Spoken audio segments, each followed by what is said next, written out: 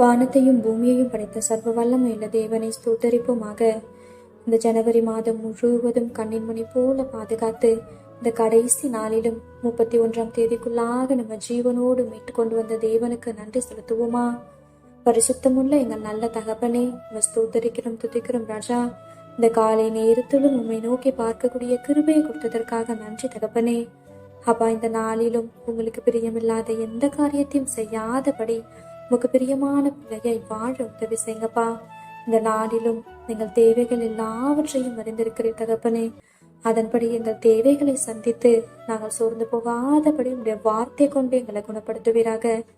ஆண்டவரே, இந்த நாளிலும் எங்க கிட்ட யாராவது உதவி கேட்டாங்கன்னா அவங்களுக்கு இல்லைன்னு சொல்லாம முகம் கோணாமல் தகப்பனே, எங்க கிட்ட இருக்கிறதுல இருந்து கொஞ்சம் கொடுத்து அவங்களுக்கு உதவி செய்யக்கூடிய ஒரு இருதயத்தை தாங்க இசப்பா. நீர் இறக்க குணம் உள்ளவரா இருக்கிறீர் தகப்பனே. அப்பா, நாங்களும் மற்றவர்களுக்கு இறங்கும்படியான ஒரு இருதயத்தை கொடுத்து எங்களை வழிநடத்தும். உண்மை போல எல்லாரையும் நேசிக்கவும் எல்லாரிடத்திலும் தாழ்மையாய் நடந்து கொள்ளவும் நீர் கற்றுத்தாரும். இந்த காலை நேரத்தில் ஜெபிக்கிற ஒவ்வொருவரையும் ஆசீர்வதிங்கப்பா. அவர்கள் குடும்பங்களையும் சட்டைகளால மூடி மறைத்து பாதுகாத்துக் கொள்ளும். துதி கன மகிமையெல்லாம் ஒருவருக்கே செலுத்துகிறோம். இயேசு கிறிஸ்துவின் இனிய நாமத்தில் ஜெபிக்கிறோம் எங்கள் ஜீவனுள்ள நல்ல பிதாவே, ஆமென்.